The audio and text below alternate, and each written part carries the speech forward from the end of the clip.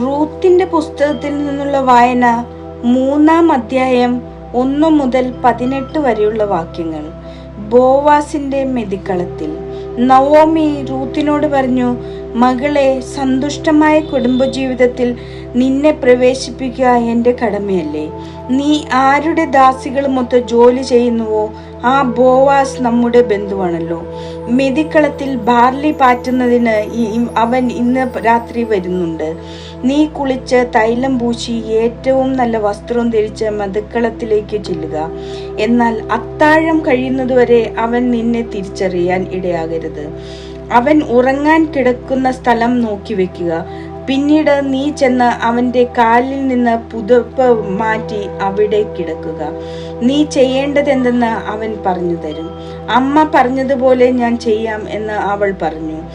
അവൾ മെതിക്കളത്തിൽ ചെന്ന് അമ്മായിയമ്മ പറഞ്ഞതുപോലെ പ്രവർത്തിച്ചു.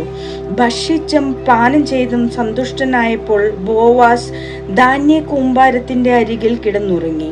അപ്പോൾ അവൾ സാവധാനം ചെന്ന് അവന്റെ കാലിൽ നിന്ന് പുതപ്പ് മാറ്റി അവിടെ കിടന്നു. അർദ്ധരാത്രിയിൽ അവൻ ഞെട്ടി ഉണർന്നു.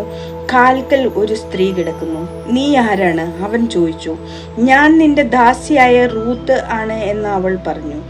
അങ്ങ് എൻ്റെ അടുത്ത ബന്ധുവാകിയാൽ അങ്ങയുടെ വസ്ത്രം ഈ ദാസിയുടെ മേൽ വിരിച്ച് എന്നെ സ്വീകരിക്കുക. അവൻ മറുപടി പറഞ്ഞു, മകളെ, കർത്താവ് നിന്നെ അനുഗ്രഹിക്കട്ടെ. നീ ഇപ്പോൾ കാണിച്ചിരിക്കുന്ന ഔദാര്യം ആദ്യത്തേതിലും വലുതാണ്. യുവാക്കന്മാരെ ധനികരോ ദരിദ്രരോ ആകട്ടെ തേടാതെ നീ എൻ്റെ അടുക്കൽ വന്നല്ലോ. മകളെ, ഭയപ്പെടേണ്ട. നീ ആവശ്യപ്പെടുന്നതെന്തും ഞാൻ നിനക്ക് ചെയ്തു തരാം. നീ ഒരു ഉത്തമ സ്ത്രീയാണെന്ന് നഗരത്തിലെ എൻ്റെ പരിചയക്കാർക്കെല്ലാം അറിയാം. ഞാൻ നിന്റെ അടുത്ത ബന്ധുവാണെന്നത് വാസ്തവം തന്നെ. എന്നാൽ എന്നേക്കാൾ അടുത്ത മറ്റൊരു ചാർച്ചക്കാരൻ നിനക്കുണ്ട്. ഈ രാത്രി ഇവിടെ കഴിയുക.